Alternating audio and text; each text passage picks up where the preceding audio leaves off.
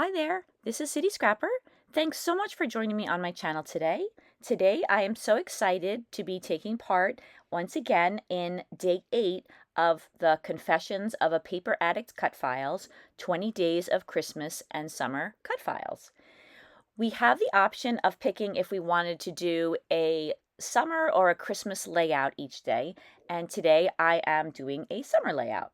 You may have noticed at the beginning of the video, there are prompts for each day. There are summer prompts and there are also Christmas prompts. So since I'm doing a summer layout today, I use the summer prompt, which is sun.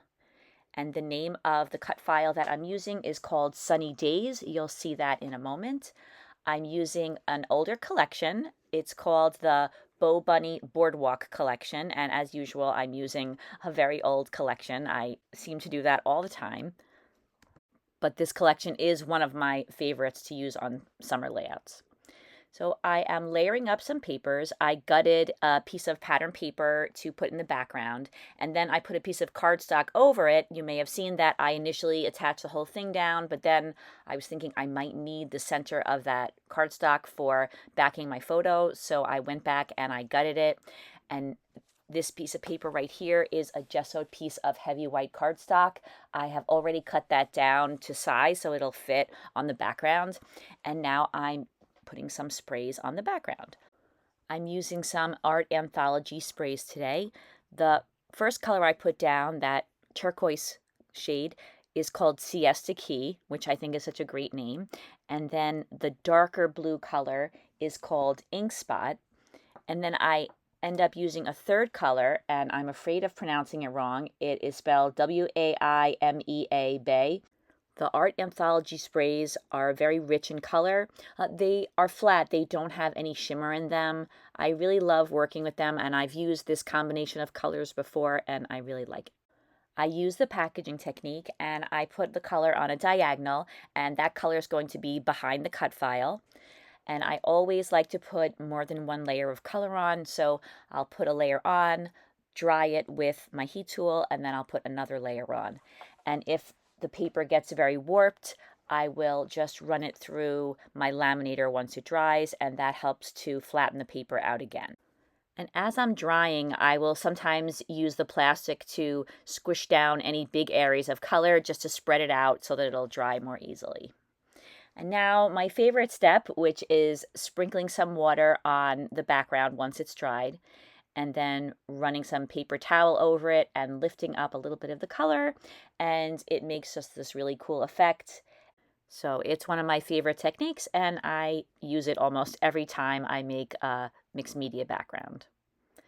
I wanted to add some splatters to the background, so I go back with all 3 colors and I add some splatters, and I try to get them along the edge. I like the way it looks when the splatters are along the edge of a large area of color. After I splattered the white acrylic paint on the background, I was thinking about a Rebecca Moore video that I watched in which she recommended putting some gesso on the background because the gesso isn't absorbed into the paper as much as the white acrylic paint is absorbed.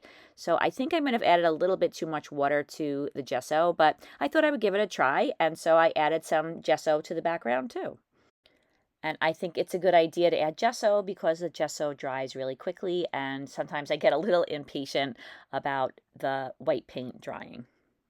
I put a whole bunch of ATG adhesive on the back of the mixed media background, and now I'm getting ready to attach it down to the layered papers, but then I was thinking that I should ink the edges, and for that I'm using some Evergreen Bow Distress Oxide. So I put that in place, and I always put a lot of adhesive on a mixed media background, even though this particular mixed media background is pretty flat. I did run it through my laminator 2 times, I believe. But I do, like I said, like to put a lot of adhesive. It just makes me confident that the whole layout will be as flat as possible. I kept changing my mind about where I wanted the photo on the page. I had it more toward the top, then I had it more toward the bottom, and it does kind of travel around the page a little bit. So I put some tags behind it. There were some tags in with the collection kit. This card that says Find Your Paradise, that I believe was a pocket card from the collection. And I cut it down on the top and the bottom because it was too easily identifiable as a pocket card with the rounded edges. So I wanted to use it as a title, but I wanted to look more like a title than just a pocket card put on the page as is. I'm adding some stripes to the top and to the bottom. I'm inking the edges of the stripes, and I'm going to put some orange paper behind the stripes, and I'm going to ink the edges of that as well. I really love when there are pattern papers like this in a collection that in a very small space bring together all of the different colors of the collection. So I wanted to include these stripes. The photo that I'm using is a photo of my older daughter, Danielle. We were on vacation in 2015 in Cape Cod, and I think this might have been Martha's Vineyard, either that or Provincetown, but I think it was a day that we spent in Martha's Vineyard. And I really love looking at these photos.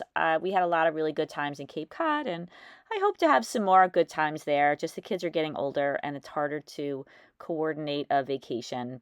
The kids have school, they have jobs, and it's funny how years ago it used to be my husband and I who would have to figure out when we could go on vacation, and now any vacations we take totally revolve around the kids and when they're available. We did get a chance to get away recently, and I hope to be able to return to Cape Cod. We've been talking about it a little bit. We miss going there.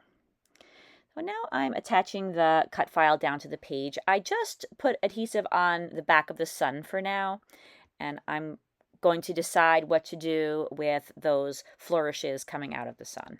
I did end up using that piece of turquoise cardstock that I cut out of the center of the cardstock that I put in the background. I used it to back the photo. So now we have the photo, we have white cardstock, we have pattern paper, and then we have some blue cardstock as well.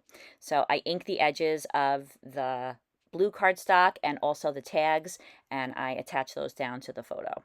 To give a little bit more interest to the title, I mounted it on a piece of pattern paper. And again, I'm inking the edges, and then I attach that down to the corner of the layout. I thought it would look nice to add a couple of small clouds to the layout. I don't want to have a lot of clouds on this sunny day in my layout, but I wanted to add a little something to the sun. So I used a die that's in my stash. It's a small cloud die, and it has some stitching around the outside. So I played around with the placement of the clouds for a while. I had some bigger ones and some smaller ones. I cut out a whole bunch, and I had a little bit of trouble deciding where to put those clouds. I ended up just using 2 clouds, and although the lower cloud is tucked behind the sun, I do go back later on and I put it in front of the sun. Not that it's blocking the sun, but just layered on top of it. Now I'm adding some photo corners to my layout. I use an EK Success photo corner punch to make these. I love the finishing touch that I feel that it gives the photo, and I also love the little bit of color that I can bring to the photo. So some of the stripes were going the wrong way, so I had to punch some of the photo corners out more than once. The tags that are over the photo came with some string, so I added string to one of the tags. And now I'm punching out those photo corners again. I wanted all of the stripes that were on the photo corners to be horizontal, and I also wanted to make sure that certain colors were showing, so I had to punch them out a few times, but that's okay. It's such a small amount of paper.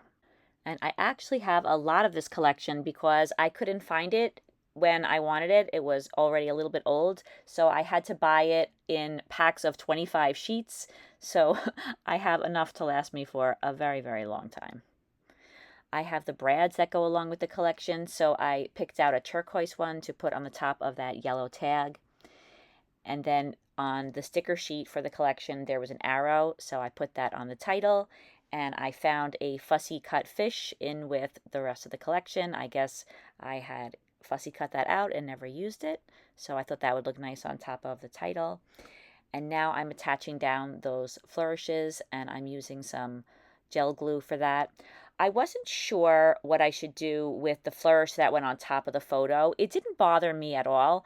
I considered that I could have cut it and then had it coming out from behind the photo, but I decided to just leave it where it was because I really liked it. I didn't apply any glue to the flourishes where they were going to overlap the photo. I just felt that that would end up making the photo look kind of messy, but it's fine because they were glued down in enough places that they stayed put. I noticed that there were a few spots around the sun that needed a little bit more paint, so I went back in with some sprays and I added a little bit more color with my paintbrush very carefully. I put a couple of drops of water on top of them so that those new areas that I added would look consistent with the other areas that I put down earlier. I decided to put some jewels on the ends of the flourishes, and I'm putting them down in orange and also yellow. So for the stars, I'm putting an orange jewel in the center of them. I also put some orange jewels on the arrow on the bottom, and I put some slightly larger ones on the photo corners. And I also wanted to add yellow jewels, and I found that I had a strip of very, very tiny jewels, and so I added that to the layout as well. I cut them to what I felt was the right size to fit in different areas of the cut file, and I like that combination of the orange and the yellow jewels. I just wanted to mention that the Confessions of a Paper Addict Etsy shop is having a sale right now, and you can find the link to the Etsy shop in the description box. There are so many beautiful cut files in Virginia Walker's shop. I'm sure that if you use cut files, you'll find something that you like. I thought it made sense to add some jewels to the sun as well, so I am adding some pretty small jewels, and I'm using 3 different colors. One is orange, one is yellow, and one is yellowish orange. Once I had put those jewels down, I was thinking that it would look pretty to put a smaller jewel of the same color on either side of those jewels. So I went back in, and the jewels are very small and at times a little bit hard to manipulate, but I did end up getting a smaller jewel on either side of each of those jewels. And that completes this layout. Here are some close-ups. Thank you so much for watching this video, everybody. I really hope that you liked it. There are so many very talented scrapbookers who are making layouts for the 20 Days of Christmas and Summer Cut Files. The links to their channels will be in the description box. I hope that you will check them out. And also there's a link to the Etsy shop where you can purchase these cut files. I hope everybody has a fantastic day, and I will see you again soon. Bye-bye.